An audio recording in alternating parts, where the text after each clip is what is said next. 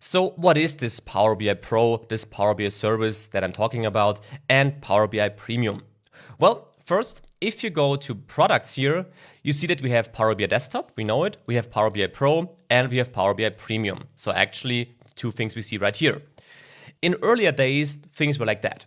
You had Power BI Desktop, which you know now.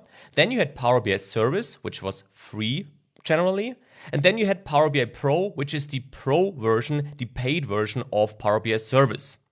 And then you have Power BI Premium, which you can see to the right here, which is for advanced business use cases. As a quick overview, you can also scroll down a bit right here. Link is provided in the video description. And here you can find out about the differences between Power BI Pro and Power BI Premium. What I can tell you for the moment is that first, if you consider the price, Power BI Pro $10 per month and Power BI Premium $5,000 per month, and the focus of the course, which is getting started with Power BI in general, Power BI Pro is totally sufficient here.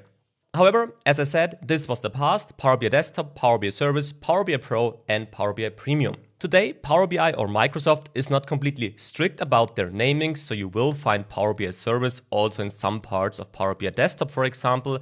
Generally, we will keep things as follows. Power BI Desktop is the local application. Power BI Service is the cloud application, and Power BI Pro is the paid version of that cloud application.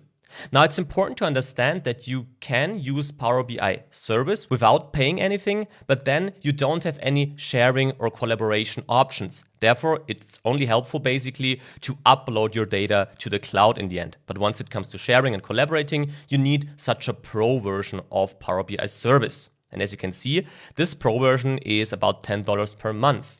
However, if you never used Power BI Pro before, you can get a free trial down here. If you click on to try free, you can now register, so you need an account, and very important, this account must be a business email. I'm sorry for the German here, I cannot change the language, but it just tells you that you have to use a business or university email here. This means email addresses like @gmail.com won't work.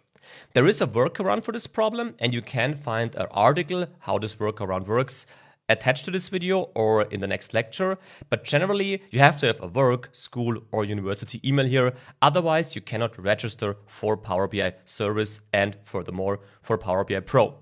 However, if you have this email and if you register for the first time, you get a 60 days free trial of Power BI Pro, which comes with all the sharing and collaborating options. So please finish this registration process right here.